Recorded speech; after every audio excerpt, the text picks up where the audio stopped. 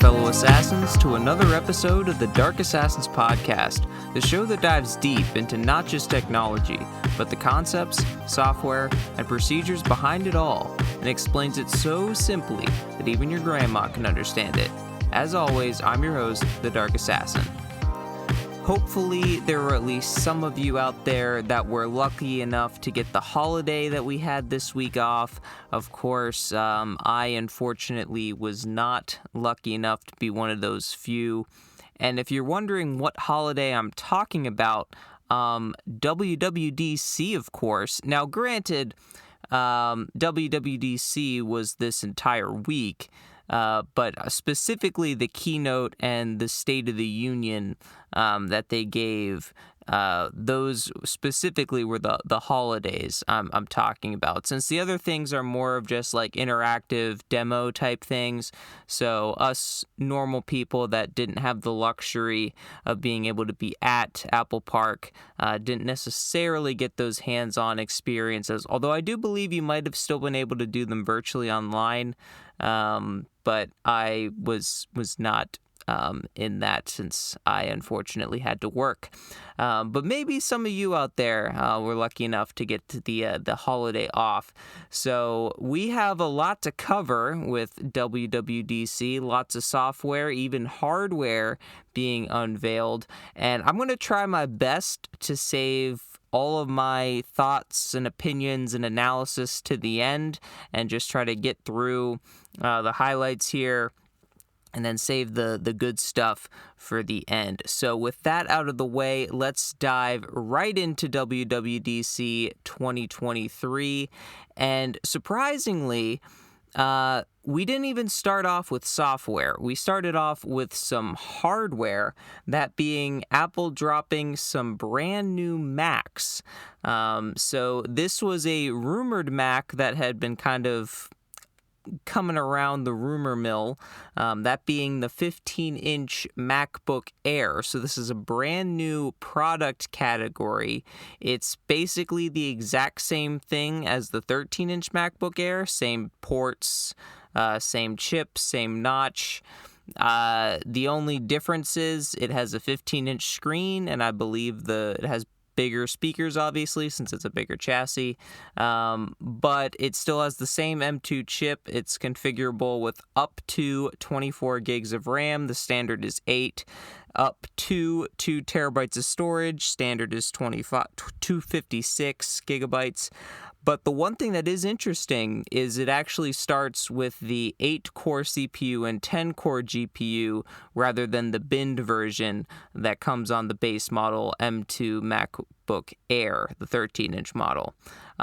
So the starting price for the 15-inch model is $12.99, and the 13-inch actually got a price drop down to $10.99. It has been out for a year, so I guess it kind of makes sense that they would drop the price. And those are available. That new 15-inch MacBook Air is available now to purchase if you wanted to. Next, we also got a basically just a spec bump, a chip upgrade in the Mac Studio. So the Mac Studio now gets the M2 and the M2 Max and the M2 Ultra chips. So the baseline Mac Studio, which is still at its same starting price of basically $2,000, it gets a 12-core CPU, 30-core GPU, 32 gigs of RAM, 512 gigs of storage, and 10 gigabit networking standard, same as last year, but you'll love to see that 10 gig. And if you really want to go ham on your Mac Studio and get the M2 Ultra and max it out, you can get up to 24 cores on your CPU, 76 cores on the GPU, 192 gigs of RAM, and 8 terabytes of storage. And similar to the 15-inch MacBook Air, you can also purchase that now. Now, one thing that I think kind of shocked a few people was Apple also finally brought the Mac Pro to Apple Silicon. So the Mac Pro comes standard with the M2 Ultra chip. So the base configuration for the Mac Pro is a 24-core CPU, 60-core GPU with the max being 76, 64 gigs of RAM, the max being 192, and a terabyte of storage, and the max being 8 terabytes. Similar to the 2019 Mac Pro that came before it, it all has two 10 gigabit Ethernet ports. Again, love to see it. And it also has 6 PCIe expansion slots. 4 of those slots being... well, I guess technically it has 7 PCIe slots, although one of them I believe is taken up by a built-in I/O card, so you really only get 6. So you get one of those slots being a Gen 3 slot and the rest being Gen 4. I believe the Gen 3 slot is for the I/O card. But you have some 4X for as far as the PCIe lanes go, and you have 4 8X slots and 2 16X slots. It's unclear at the moment if you'll be able to slap any kind of GPUs in there. Kind of the rumor is the answer for that's going to be no. But, I mean, it still will be nice to be able to slap in other kinds of expansion cards, like if you have a higher speed networking card, or you had some kind of RAID card, or you had some audio cards that you needed to put in there for audio studios. Or, I mean, there's definitely people that need the PCIe know that they need it, so it'll be very nice for them. As far as the ports go, it comes with 8 Thunderbolt ports, 2 HDMI ports, 2 USB-A ports, and a 3.5mm headphone jack as well. And it comes in both tower and rack mount configurations. The rack mount version is 5U, and it does come with rails, so that is nice. The prices for each of these is the tower starts at $69.99. Nice. The rack is $74.99. Obviously, I guess the higher price is for, I guess, the luxury of it being rack mounted and it coming with rails, so there's some extra stuff in there. But the most important upgrade, of course, for the Mac Pro that remains from the 2019 Mac Pro is that $400 upgrade for the wheels, because you gotta, if you're gonna buy a Mac Pro and go ham and spend that much money, I mean, what's an extra $400 so you can wheel that thing around with ease? Y'all can be driving around in your fancy cars while I'm just riding around on my Mac Pro with my $400 wheels.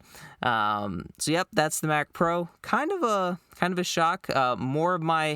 I have some thoughts and analysis on that at the end, so be sure to stay tuned for that. But that was the hardware. Now let's get into the software, the bread and butter of WWDC. And starting off, we have iOS 17. Now, one thing I want to point out, with similar to last year's WWDC, when we talk about like specific features coming to, say, iOS 17 or iPadOS 17 or whatever, the majority of these features are basically available across all of the OSs. They just like to segment them more to accentuate where they shine most, I guess you could potentially say. So starting off with iOS 17, they made some updates to the phone app.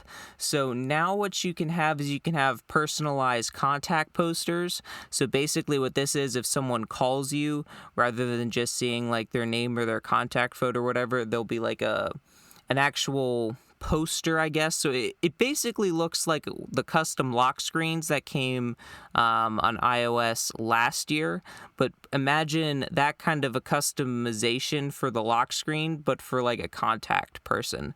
And that's basically what these are. And another thing that also happens is you can also share these by just kind of like bringing your iPhones close together. That's another feature that we'll talk a little bit more later, called Name Drop. But you can basically just bring 2 iPhones close together and swap numbers and contacts that way, rather than having to do that process where you kind of hand someone your phone, or you ask them for their number and type it in and then confirm it. Now you can just put your phones together and do it that way. And they also are coming out with a API, a developer kit called Call Kit, so that developers can use this personalized contact posters in their apps and be able to tap into those capabilities. So this will be coming to other types of calling features, like I think maybe some. I'm not sure of all of them out there, but if you have any kind of like feature that can do calling, you could tap into the Call Kit to get access to those personal contact posters. Another thing that they also mentioned for the phone was live voicemail. So basically what this will do is, if someone tries to call you and they go to voicemail and they're leaving a voicemail message, you'll see a live transcription of what the person is saying. So you can actually see in real time what the person's saying. And if it's something important, then you can just immediately answer and pick it up and talk to them. This is it's pretty handy feature if you ask me, and all of that live transcription, at least according to Apple, is handled on device. So the whole privacy thing that they like to push, and similar to leaving voicemails on the phone, they are now allowing you to leave voicemails on FaceTime. I'm not exactly sure what the proper terminology is, but now if you try to FaceTime someone and they don't pick up, you can leave them a message with you, basically a video message, I guess, rather than just a plain voice message.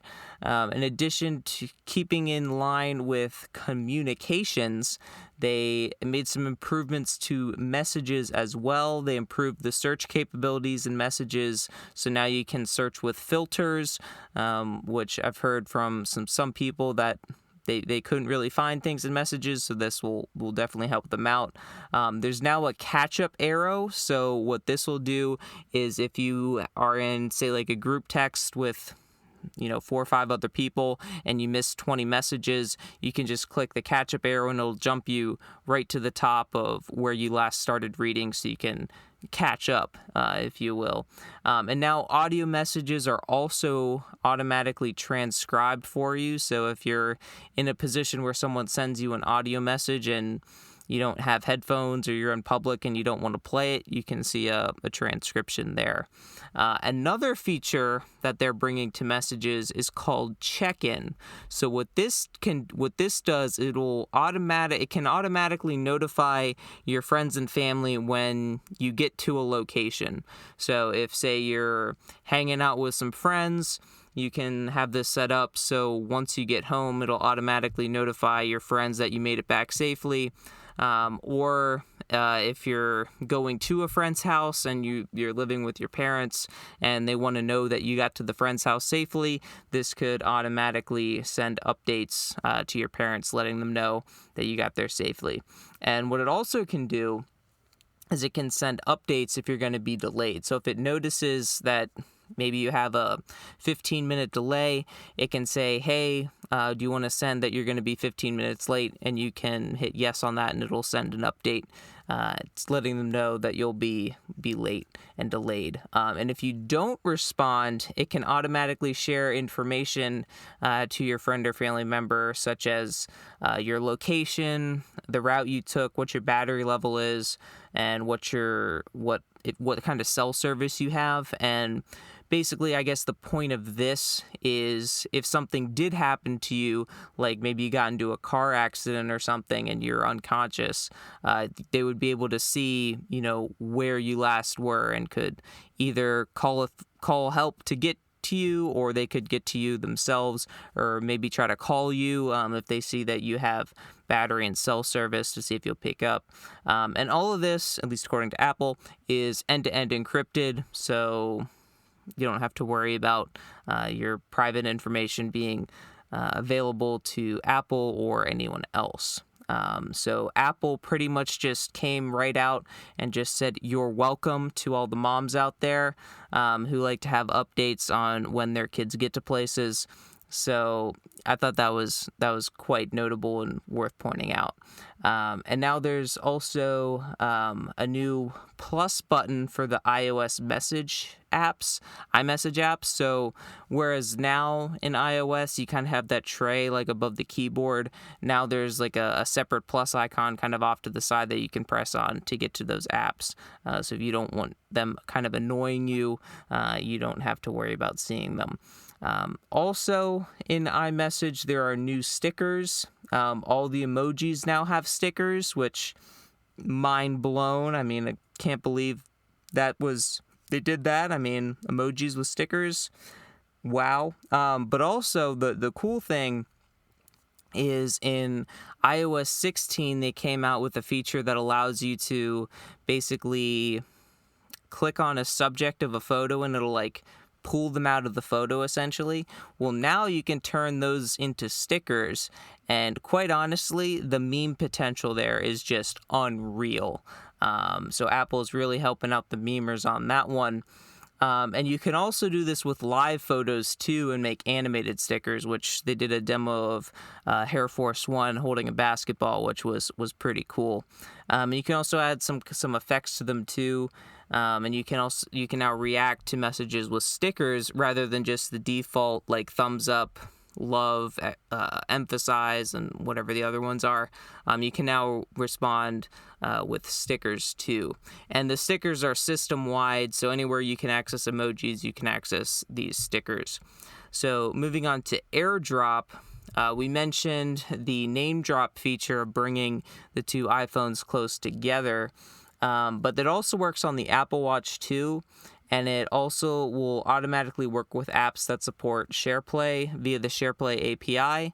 So if you want to integrate this feature, these improved AirDrop features into your app, you can do that through the SharePlay API. And another thing they also talked about with AirDrop was if you AirDrop something to someone and then you get out of AirDrop range in the middle of that transfer, the transfer will still continue, but it'll go over the internet. Not exactly sure how they managed to pull that off, but again, they claim it's end-to-end encrypted, so I guess there's nothing to worry about, but that is interesting. I'd be interested to see if anyone tries to test that and see how well it works or what kind of speeds they get doing a transfer like that. And they also did some improvements to the keyboard, specifically improving autocorrect through on-device AI and machine learning. A direct quote from Air Force One, Craig Federighi himself. And when I say direct quote, this is actually a direct quote, and I'm not censoring this for the sake of this being a family-friendly program. So Craig Federighi said, quote, "In those moments where you just want to type a ducking word, well, the keyboard will learn it too." So obviously referring to when people would type a certain word on their keyboard in iOS and it would convert to duck or ducking. The keyboard will now learn the word that you want to type and will not always autocorrect you. So improvements to autocorrect there. And they also have some improvements too with predictions inline. So now you can do some kind of like autocomplete in spaces.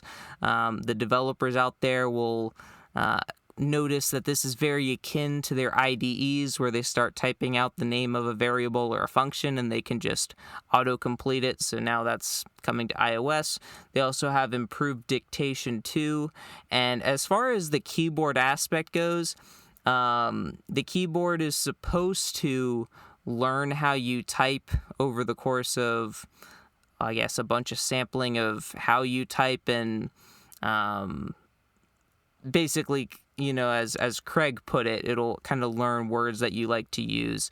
And you can also, if it wants to try to autocorrect you, you can kind of force it to be like, no, this is the word I want, and it'll remember that later through the magical power of on-device AI and machine learning. They also have a new app called the Journal app. So this again uses on-device machine learning for personalized suggestions to give you kind of writing prompts based on photos you took that day, music you listened to, location data, etc. And you can select which of these are included, assuming you enable suggestions, and you can save them to your journal. And some of the personalized suggestions it can give you can be for like reflection prompts. So, for example, if you say went to a national park and took a bunch of photos, it might prompt you questions like, how did you feel when you took this photo or something like that? How did the experience of climbing to the top of the mountain make you feel? Something like that. It can give you personalized prompts for reflection-based stuff that you can write in your journal. You can also bookmark entries in the journal, and you can set up notifications as well in the journal app. So the journal app will send you push you a notification reminding you to write. Now, one thing that was interesting to me was they said the journal app was used end-to-end encryption, but I'm not exactly sure what they meant by that, because they said it used end-to-end encryption, but they also said all of the machine learning and processing and all that was done on device, and all the journal entries are also only on the device. So I'm not sure if this was a miscommunication on their part, or if this was supposed to meaning that like the data is encrypted on your device and then it's encrypted to the machine learning cores or whatever that they have on the Apple Silicon chips now, and then is again encrypted going back into storage maybe. That's the only thing that I can think of. But like I mentioned, you have the ability to encrypt your journal if you so choose. And this suggestions feature that they're using in the journal, there's now a suggestions API for developers. So developers can make use of this on-device suggestion stuff as well. There's also a new standby mode, which to me, I think kind of seemed like it was an exclusive to the iPhone 14 Pro and Pro Max, and I guess any future iPhone that has an always-on display, since basically the point of it was you could put your iPhone on a MagSafe stand or something, and it could go into standby mode, and it could display glanceable information like clocks, live activities, widgets, music, and some other stuff too. But it seemed like it needed to make use of the always-on display feature. So obviously I think that would be specific to the newer iPhones. There's also a new feature that you can now download parts of maps for offline use. So if you're planning on going off the grid and you want access to a map of the area, you can now download a portion of the map that you're going to be needing to use so you can still navigate. And as far as support goes, rip the iPhone 10, my old phone before I got my new one a couple years ago, the iPhone 13 Pro. Rip the iPhone 10, no longer supported. So now the only devices that are supported is the iPhone SE second generation, or iPhone XR and subsequently the XS and newer. So last year, the iPhone 10 and the 8 and 8 Plus were supported.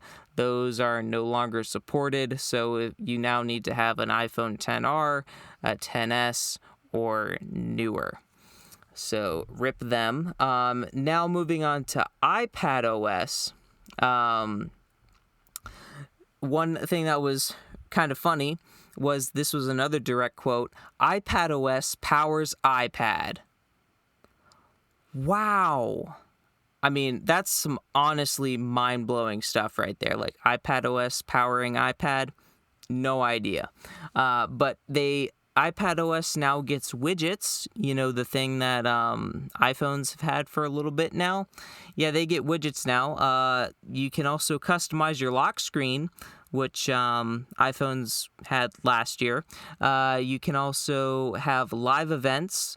on the lock screen, which iPhones had last year. So now with the widgets, they're now interactive, and you can also, guys, get ready for this. You might want to make sure you're sitting down. You can have multiple timers. To quote Craig Federighi again, we do truly live in an age of wonders. Obviously, I think he was hinting at some sarcasm there to the fact that Android has had that for many years now. That, of course, being the ability to set multiple timers, but it is now available. Also, the Health app is finally coming to the iPad, and they also talked about Health Kit, which is a way for developers to tap in and use health data as well. They also talked about some updates to allow you to use PDFs, which this one, so I know a lot of people, when you get PDFs, it's kind of annoying where if you want to fill stuff in, depending on what kind of PDF software, you can't necessarily autofill in the fields.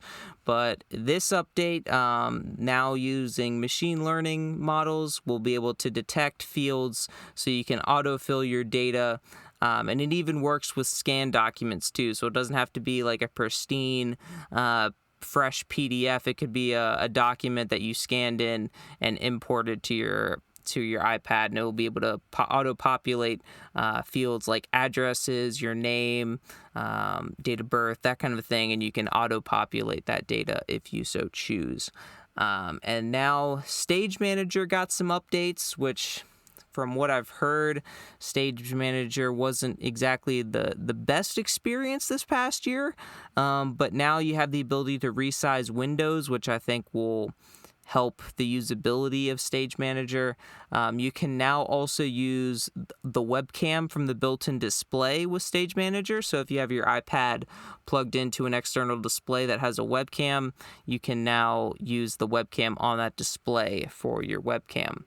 And of course it gets, basically all the features from iOS as well.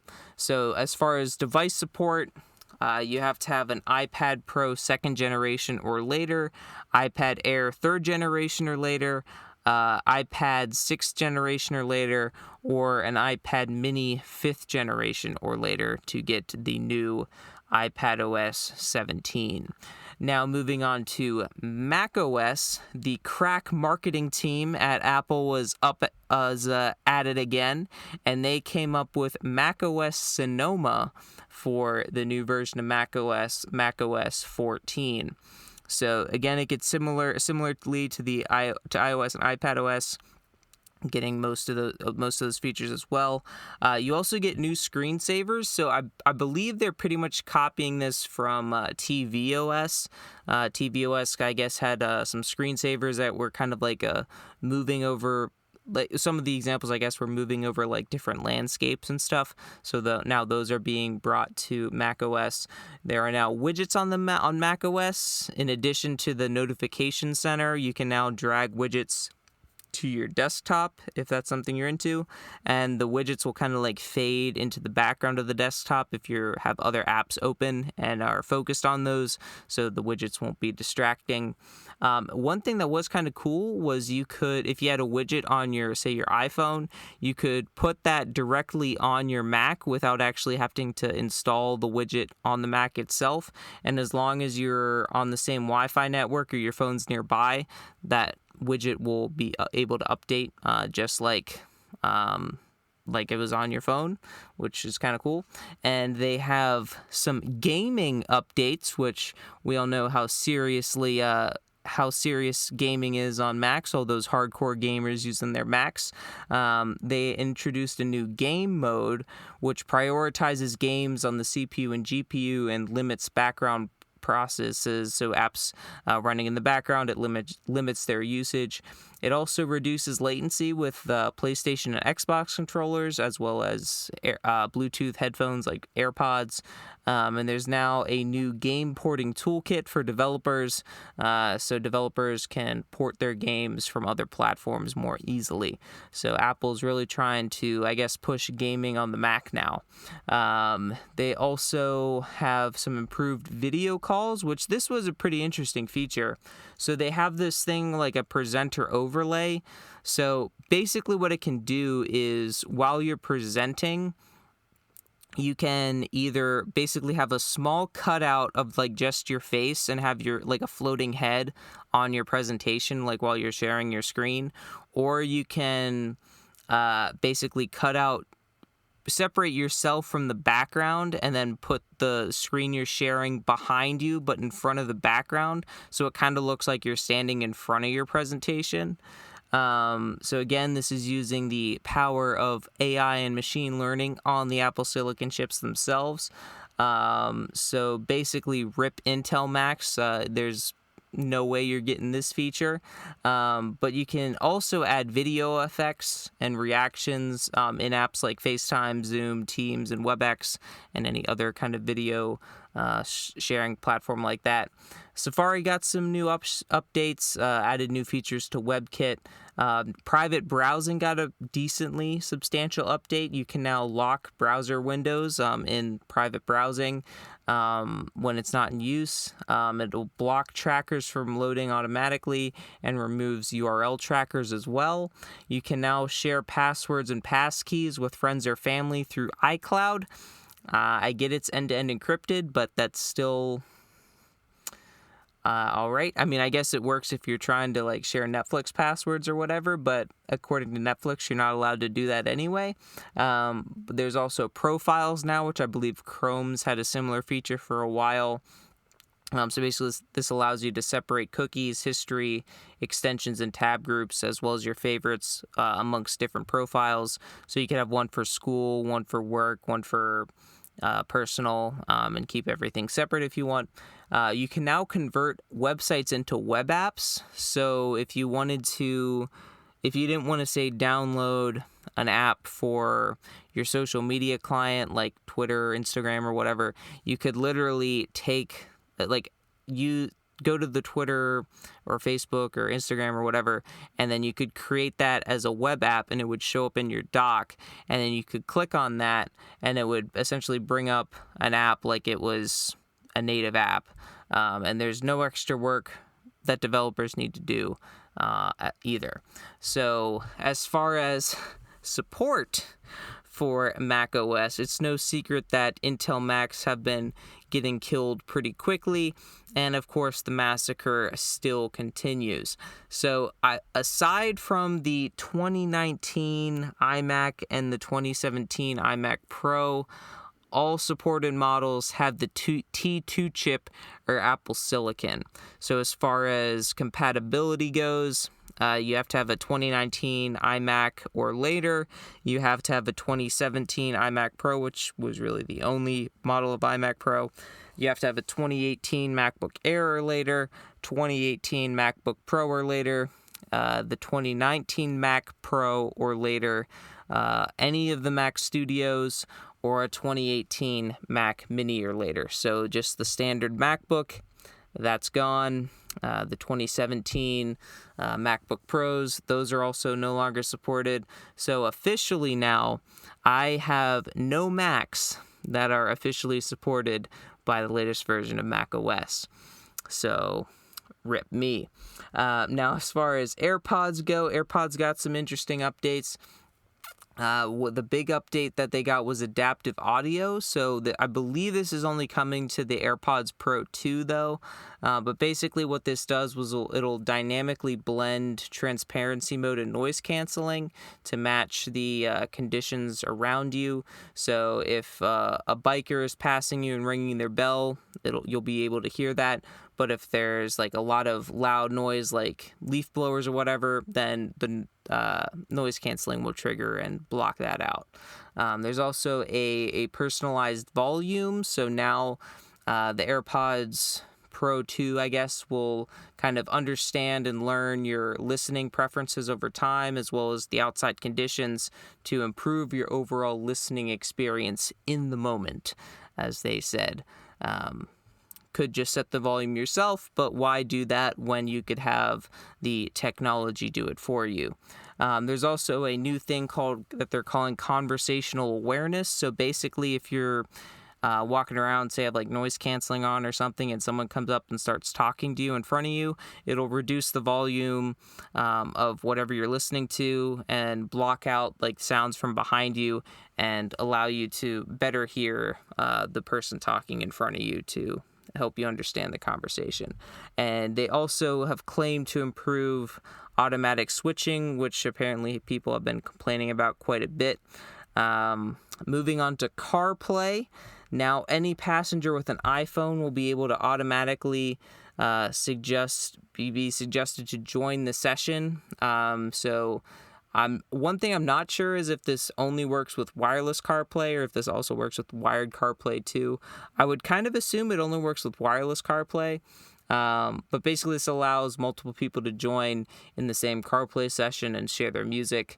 Now, personally, I'm not sure what happened to the driver picks the music, and if you're in the car, you just have to deal with their music selection. Not sure what happened to that, but now other people can take over the car if they want to, at least as far as the music's concerned. So tvOS got some updates. FaceTime comes to tvOS. Which you might wonder how the heck that works. Basically, you use your iPhone or iPad, the continuity camera feature, to be able to act as like the webcam for the tvOS FaceTime. Why you couldn't just use your iPhone or iPad, that's a good question. But the main benefit of here is obviously that if you're using it on tvOS, theoretically you're using your TV, so you'd have a much bigger screen that you'd be able to see people a lot better. They also improved the SharePlay experience with the larger screen, so you could be on like a SharePlay thing watching a movie together, and that would obviously be a lot better watching that on a TV on a FaceTime call rather than just on your small iPhone or even an iPad. And the continuity camera API there is now being added for developers, so developers will be able to tap into that as well. WatchOS, the new WatchOS is out, WatchOS 10. Widgets are now available on the watch face by scrolling the crown, and uses machine learning to show relevant info, and you can long press to add a widget to the smart stack of all the different widgets there on the lock screen. They also redesigned all the apps system-wide, and developers can now use this new design language to redesign their apps.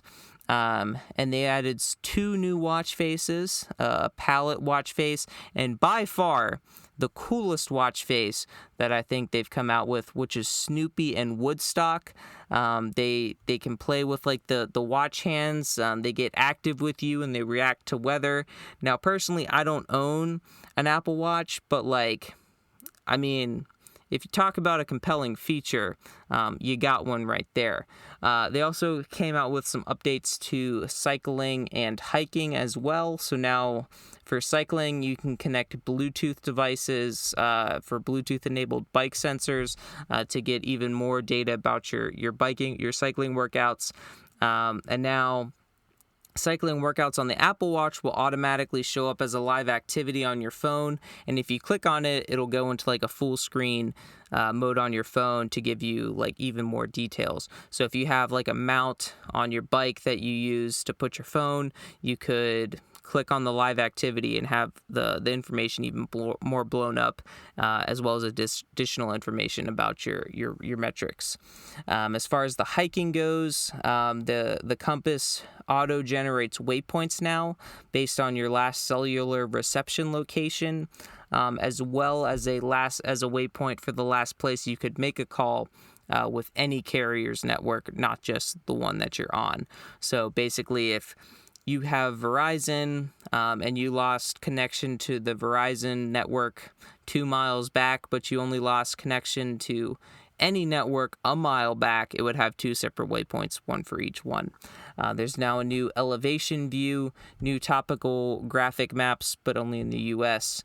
And you can now search maps. I believe you can also download maps like you could on iOS for select areas. And now there's also a new workout API for developers. Gives them access to the high-frequency motion data for things like golf swings and tennis swings and that kind of a thing. The Health app got some updates. So now there's the 2 things that they focused on for the Health app updates were mental health and vision health. For mental health, you can now log emotions in mood in the mindfulness app. It can also identify what made you feel that way that day. It also works on iOS and iPadOS as well. And one thing that was kind of interesting, I think this was more specifically for iOS and iPadOS, but you could take standardized assessments in the Health app for your mental health, and you could it would be able to generate a report, and then you could give that report to any kind of healthcare provider that you wish to help them out as well. As far as vision health, the Apple Watch now detects how much time you spend in daylight with the ambient light sensor and stores that in the Health app. It also has a screen distance sensor now, so it measures, I guess I think this was for iPads and iPhones also, but basically it measures if a child is holding the device too closely to their face, and uses the same sensors for Face ID that on the iPhones and iPads, and encourages them to move the device further away. And this can also, for adults too, it can help them as well to reduce eye strain. And all the health app data, including the mental health and vision health, is stored locally and encrypted on the device, and only accessible via passcode, Touch ID, or Face ID, and is never shared without your explicit consent. That is according to Apple. So as far as support for watchOS 10, you need a Series 4 or newer, and you also need an iPhone with iOS 17 as well. So as far as the OS releases, all the operating systems are available as developer betas now. You don't need a paid developer account anymore for these developer betas, but you still do have to sign up with your Apple ID if you do want to download them. The public betas will be available in July and available to everyone with the actual releases in the fall. Now, I think it goes without saying that you shouldn't download the betas on your main device, because they're called betas for a reason. They're not fully polished, and you will encounter bugs, so they shouldn't be relied on for your main machine. So that was the event. Wait, what's that? Tim Cook? Oh, shoot, we got one more thing?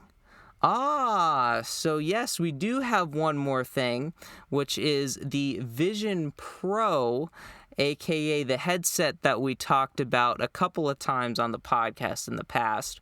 So the Vision Pro is the name for Apple's new AR, VR, mixed reality headset thing.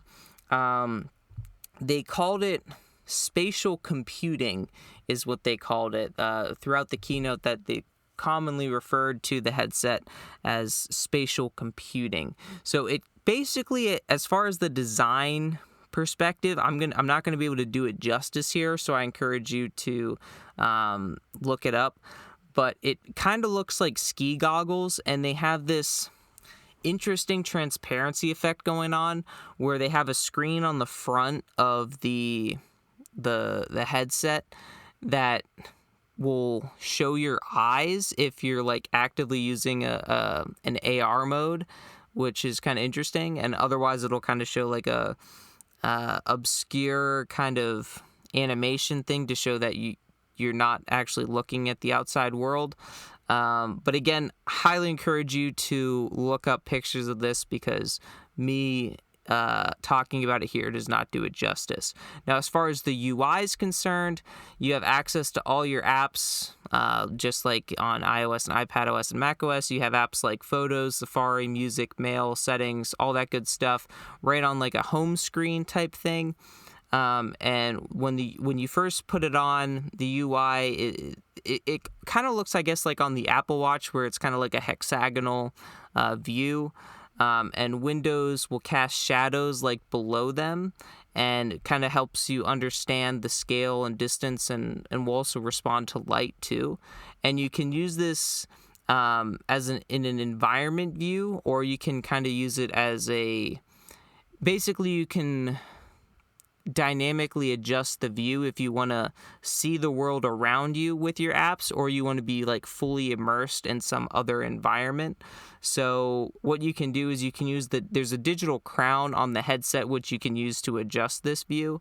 So rather than seeing things like your living room or your bedroom, you could instead turn that digital crown and see like, a complete forest mountain landscape with like a lake, or some other kind of landscape or something. Like just fully immerse yourself, basically go full VR mode rather than just 100% AR. So the digital crown can increase or decrease how much that environment takes up to be nothing or like an entire 360 up, down, left, right, all sides, kind of a thing. Now, one thing you're probably wondering is, how do you control this thing? So you control it with your eyes, hands, and voice.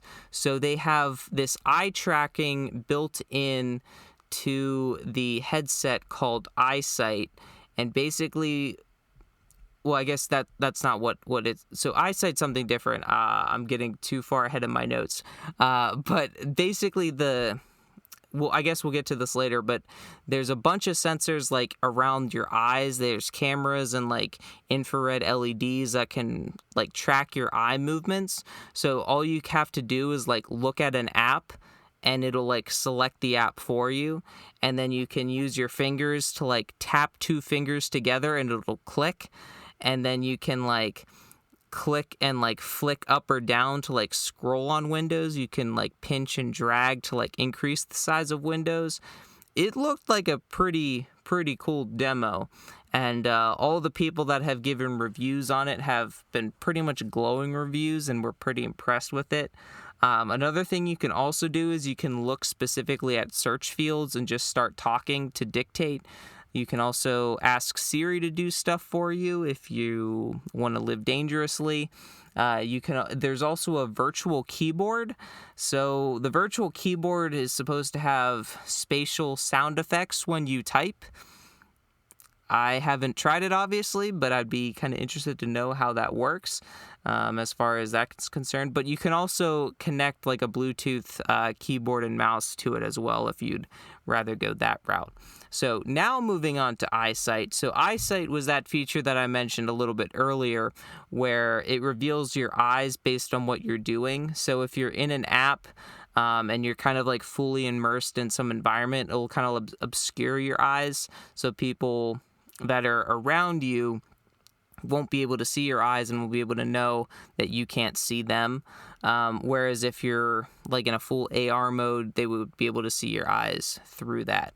So as far as using it, you can sync with your iPhone, iPad, and Mac, and you can... One thing that they demoed was if someone sends you like a 3D object in like messages or something, you can pull it out and like kind of examine it in like a 3D space and like view all the way around it. You can also connect it to your Mac, and it will, just by looking at it, and it'll pop your Mac's display out into a view in front of you, and then you can click it and drag it, move it around, expand it, make it bigger, and resize it to how big you want.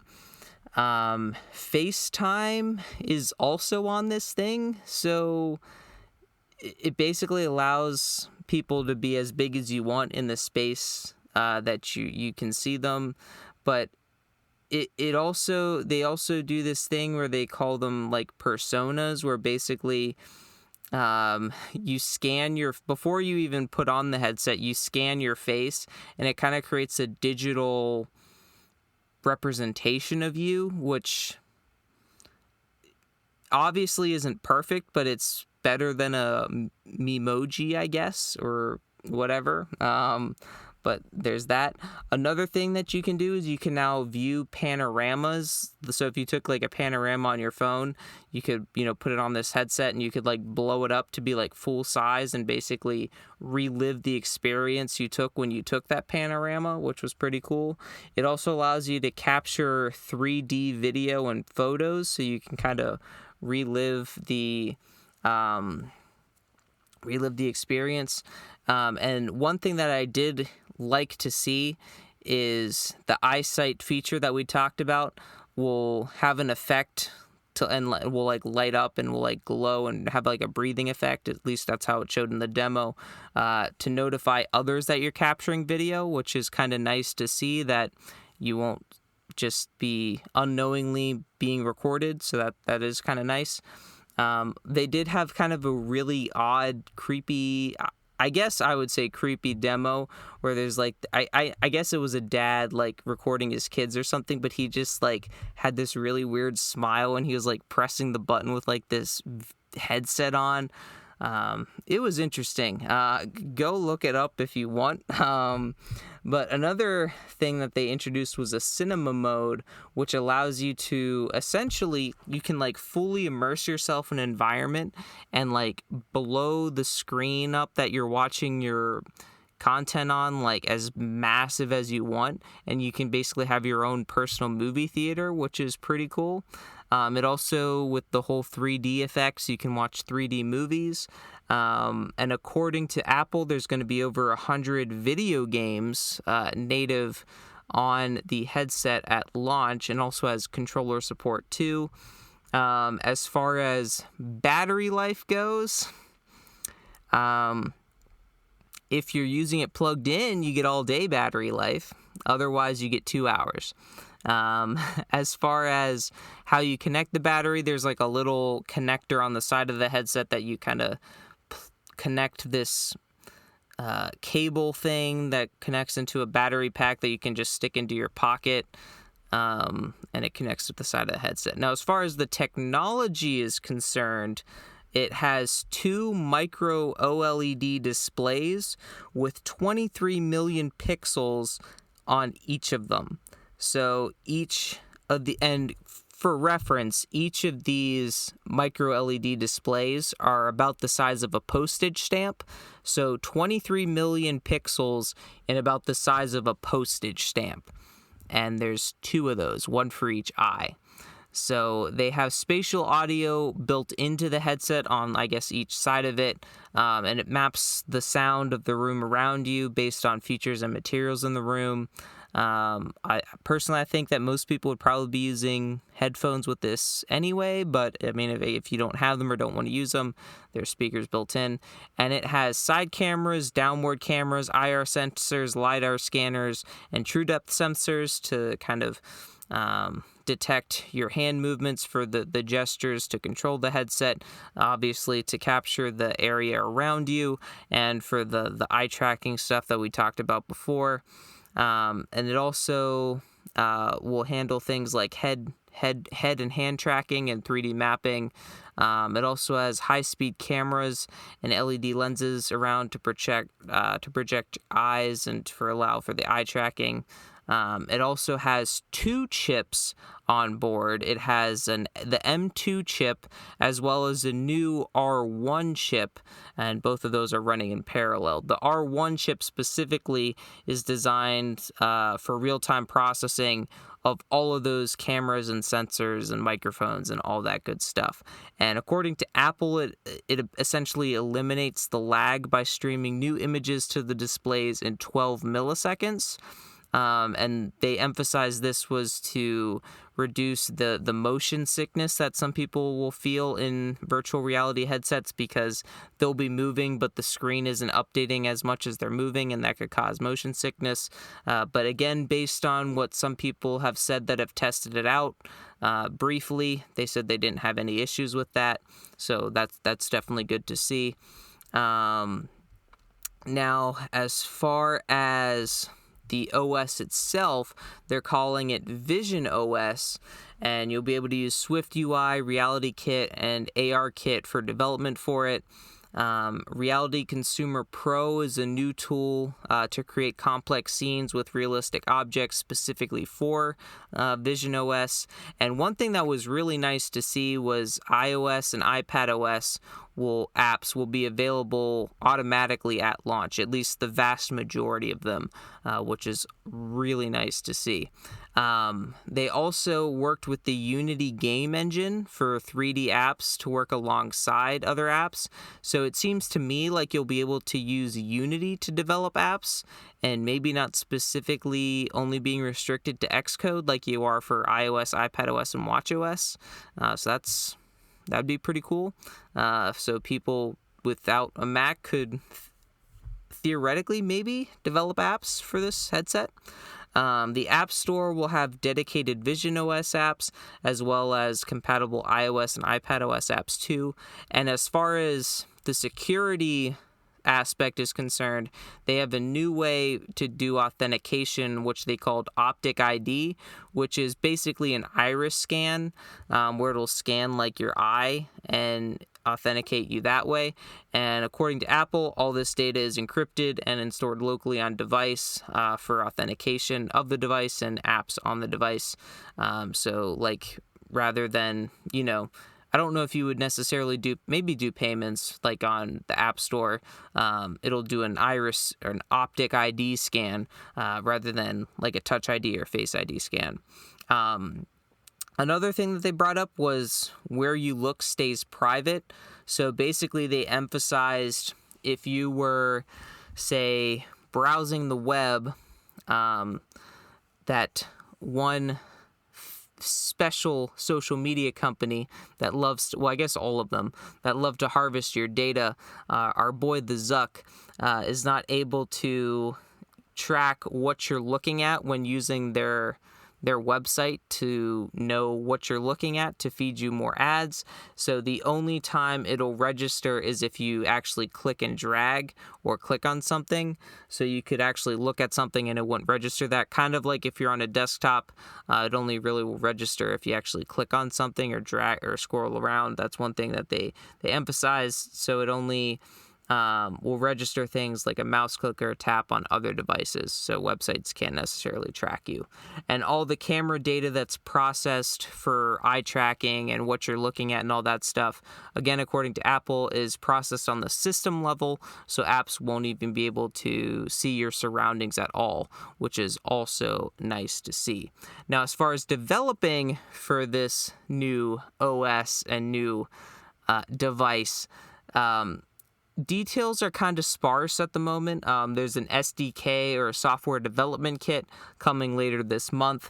Developer kits, so I guess essentially mock headsets, if you will, are supposed to be available later this summer in July, but you're without a doubt going to have to register for that. So good luck getting that. You're almost definitely going to need to be in the developer program. But there is a visionOS simulator that is currently included with the Xcode beta, and will be included in subsequent versions of Xcode as well. So you'll be able to start writing for apps regardless of if you get an actual developer kit or not. And as I said, people that have tried it out at WWDC have had pretty glowing remarks about how well it works, even though it, as we're going to touch on now, isn't going to be coming out until early next year, at least for the US. And if you're listening to this and thinking, man, that's a lot of features, how much does this thing cost? Well, $34.99. Yep, $34.99, available next year, at least in the US. And that is the Vision Pro headset. So with all of the topics covered, let's get into kind of my thoughts and analysis. So starting back at the beginning with the Macs. So one thing that I found actually really interesting when they were doing the Mac comparison was they were comparing the performance. They were like 4 times performance increase, 8 times, 6 times, whatever their performance increase was. They were referring it to the last iMac in their case of the Mac Studio. They were like the last Intel Mac with Apple. The last Intel Mac is 4 times slower than the new Mac Studio, or the last Intel MacBook Air. The new MacBook Air is 8 times faster, or whatever the case may be. But like, these are 3-year-old machines. You're comparing your brand new machine to 3-year-old machines and touting how much better it is. Like, I mean, I would hope it would be a lot better because it's been a few years. But on the other hand, I kind of see what they're doing here, because on the other hand, us normal people aren't upgrading our computers every single year. So most of us, there's a decent chance, are still running Intel machines. So just getting a reminder of how much better these new Apple Silicon machines are compared to our Intel machines, or maybe even newer Intel machines than the ones we have, like me, seeing these massive gains could be even more of a reason for us to want to pull the trigger and buy one. But also on the Mac side, what the heck is going on with the iMac? I mean, it's still rocking the M1 chip. They have not touched that thing since, what was it? Was it last spring? I'm pretty sure it's been well over a year, or maybe even more than that. I don't know. It's been a good while since they touched the iMac. So not exactly sure what's going on with that. But as far as the MacBook Air, love to see the price drop on the 13-inch. That's really good to see.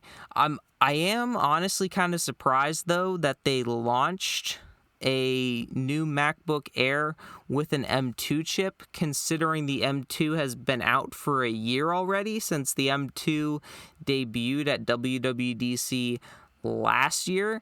So seeing that this chip's been out for over a year, I'm kind of surprised that they brought out a brand new product with it. Now, as far as the Mac Pro and the Mac Studio, I'm kind of surprised that the Mac Pro had only Gen 3 and Gen 4 PCIe slots and not Gen 5. Now, I get Gen 5 PCIe isn't necessarily that mainstream, but it's been out for 4 years now at this point, and like, even with the slow adoption, people that buy Mac Pros tend to keep them for a long time. So I would have thought that, putting Gen 5 PCIe in the Mac Pro would have provided more future proofing for it. But I mean, it's not like Gen 5 PCIe slots aren't compatible with Gen 3 and Gen 4, because they're all backwards compatible. So kind of an interesting move on Apple's part there. I mean, this isn't the first time they've gone with an older spec on something. I know when the MacBook Pros with M1 Pro and M1 Max came out, they were using an older version of HDMI, and people were kind of up in arms about that. So it's not like it's a new concept for Apple to not necessarily go bleeding edge right away as far as hardware is concerned.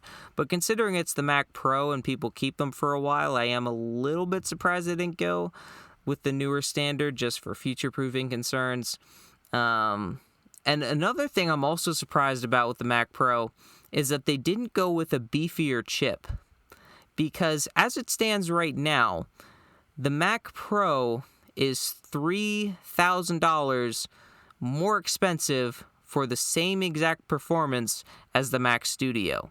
So if you put an M2 Ultra in the Mac Studio, it's $3,000 less. And if you spec up the RAM and the storage on the Mac Studio and do the same for the Mac Pro, it's still $3,000 less for the Mac Studio. Now, you could make the argument that the Mac Pro would be a little bit faster because the better cooling performance, but even still, it's not $3,000 better. So honestly, unless you really, really, really need that PCI expansion, which, by the way, if you need the PCIe expansion. If you need it, then but otherwise just save yourself the $3,000 and get a Mac Studio, assuming you even need that much power and performance.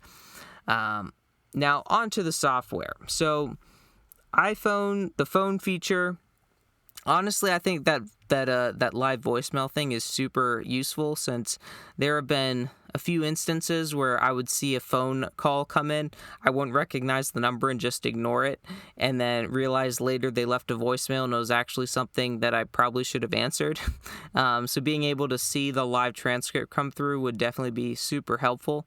And I personally, moving into the check-in feature that I mentioned, that it was basically Apple's way of saying you're welcome to all the moms out there.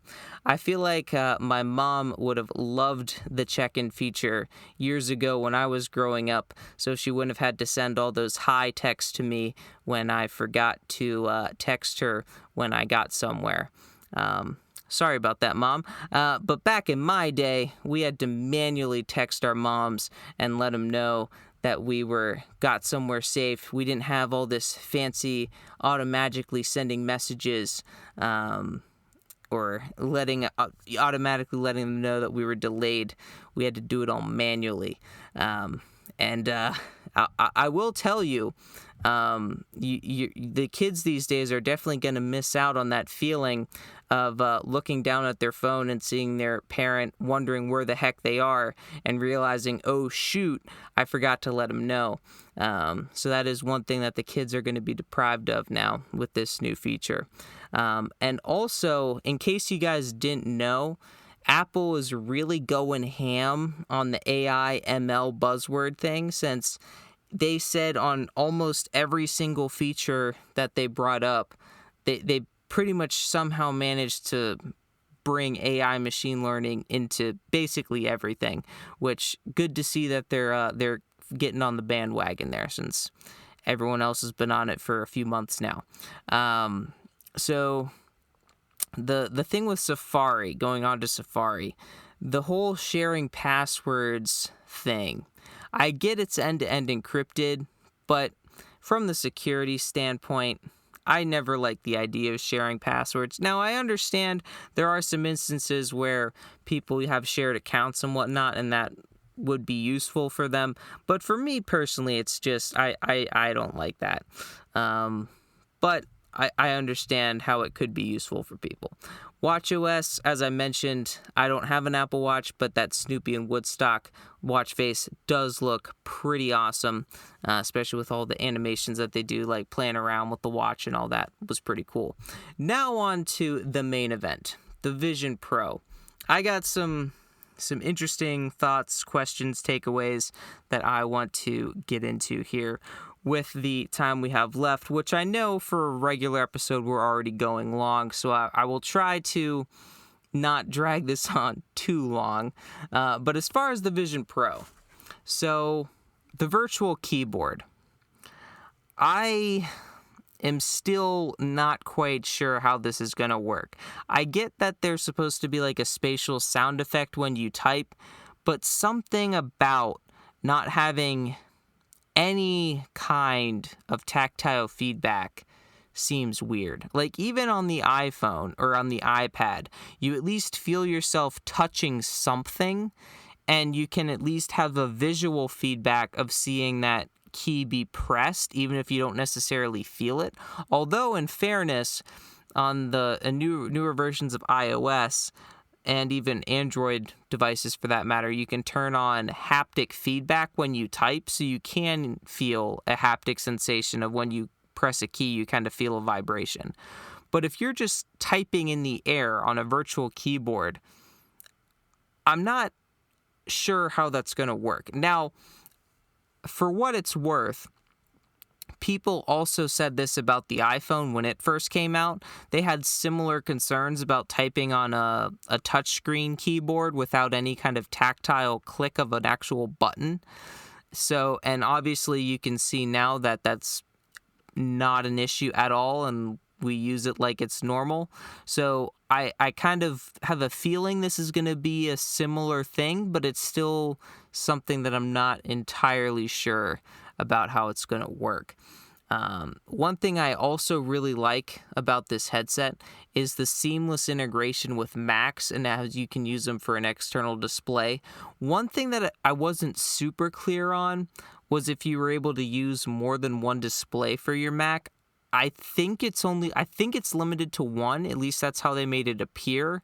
But with how the Vision Pro is able to have apps of its own open, you essentially can get multiple displays. You just have other apps open, just not your Mac display. But I think that could be like, powerhouse city right there, with a mass, blow up your Mac screen, make it huge, have other apps around. It could definitely be a powerhouse and could potentially save you on monitors, but then again, you're also paying a lot for the headset anyway, so you can make the argument that maybe the monitors would be the better option. But, it is what it is.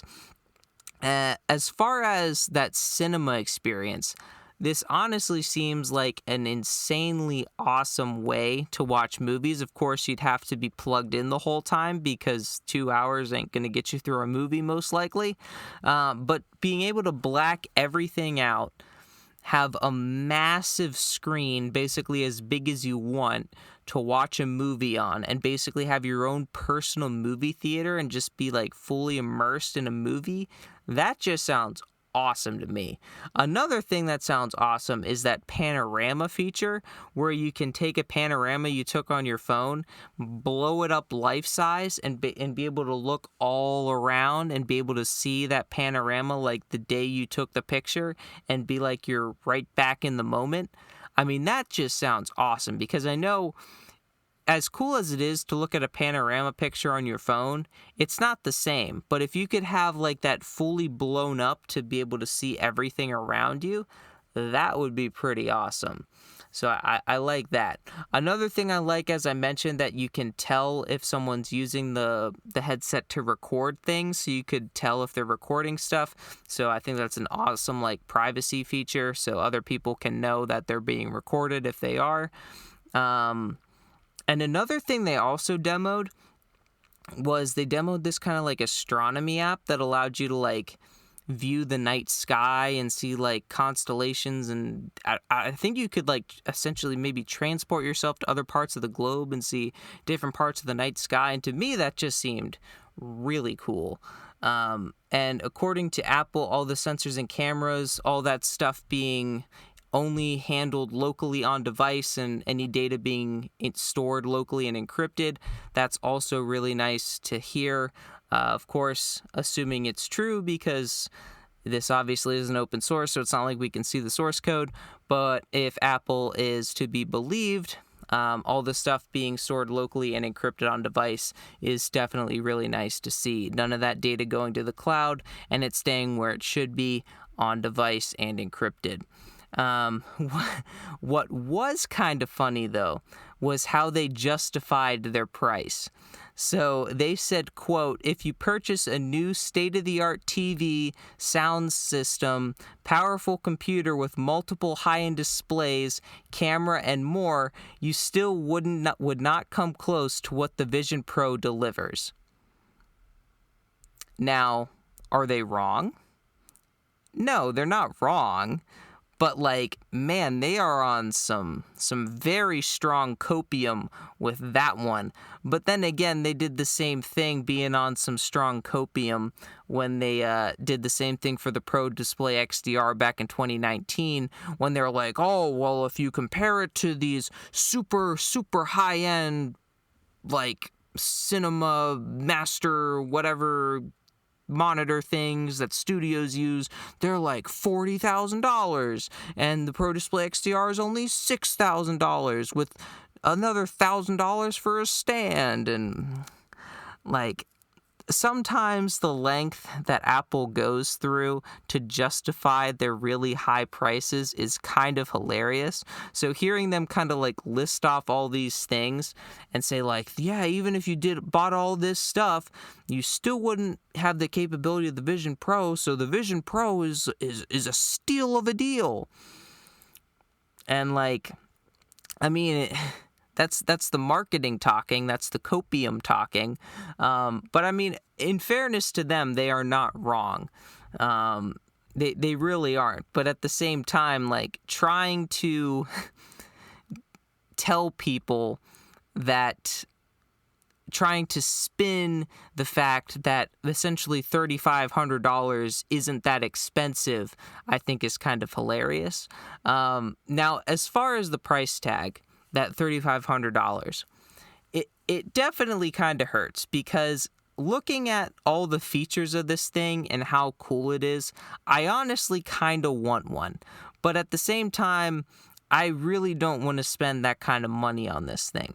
But I am pretty confident that, like any technology, as the technology matures and as Apple makes back their R&D costs, and as they come out with newer models and maybe some different tiers of models like they have with the iPhone and the Macs, it will come down in price over time. When that comes, where the price is more affordable for normal people, I have no idea.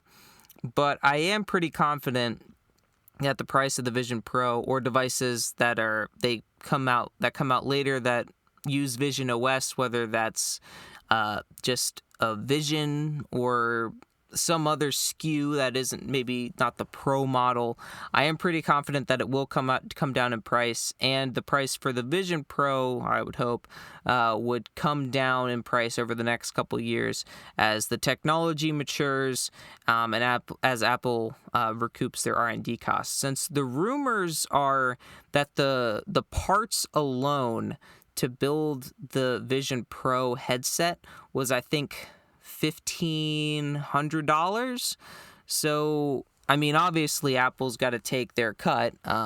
If that is to be believed, they are taking a very large cut. But again, that $1,500 is just for the parts.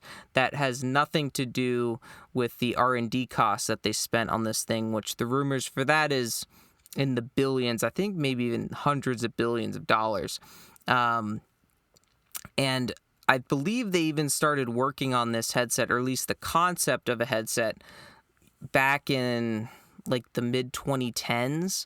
So, I mean, they've been working on this thing for a while. So they've sunk a lot of money in it, and they need to make that money back. So until they really start making that money back, and the cost of components and the technology matures, that's when we're going to start seeing the price come down. When the technology matures and they start recouping that R&D cost, that's when we might I hope we see the price come down.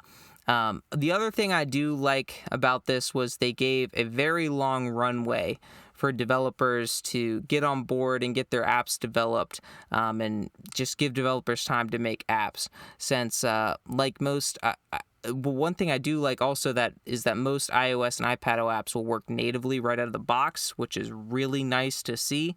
And going back to the app development for this thing, we talked about it in some episodes in the past, that they're going to need to give developers time to be able to develop apps for it. So it is nice to see that they're giving the developers the time they need to develop apps for it. Also, I guess, give Apple time to polish it off more, since they did demo something in their State of the Union, which they didn't demo in their keynote. That's for the masses, and then the State of the Union is, I guess, specifically more for the developers, where they were doing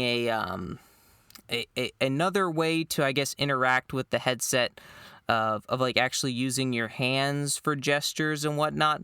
And apparently that wasn't how we say the most polished, I guess. So Apple obviously has some things to work out. Obviously, the things that they showed were perfect scenario demos. I'm sure the visionOS software is probably still very buggy. Specifically with, you're talking about human movements and human gestures, so being able to always accurately pick that up is definitely going to take a lot of work and refinement. So there's definitely more work on Apple's end. There's work for the developers to do. But this was a very, very awesome WWDC. I enjoyed it. I hope you guys enjoyed it. And I want to thank you for sticking with me. If you made it this long into the podcast, I think this is probably the longest podcast episode we've had to date so far. But if, in fairness, the Apple keynote for WWDC was well over 2 hours, and this podcast is over an hour, so we basically cut the time down in half. And if you completely ignored my analysis phase, we definitely cut the time in half. So I want to thank you for listening to this episode, listening to me ramble and listening to my thoughts and whatnot. And if you enjoyed this episode, I ask that you leave it a rating and review and subscribe to the Dark Assassins podcast if you haven't done so already. Also, be sure to share with a friend or family member who wants to hear all the good stuff that came out of WWDC and what to get hyped for. And if you have any questions about this episode, have any questions or comments for future episodes, you can send me an email at contact@darkassassinsinc.com. There's a link for that down in the show notes below. And that's going to do it for me in this episode of the Dark Assassins podcast. Until next time, my fellow assassins, remember, bull nothing equals true. If action not equal to null, return true. I'll see you next time on the Dark Assassins podcast.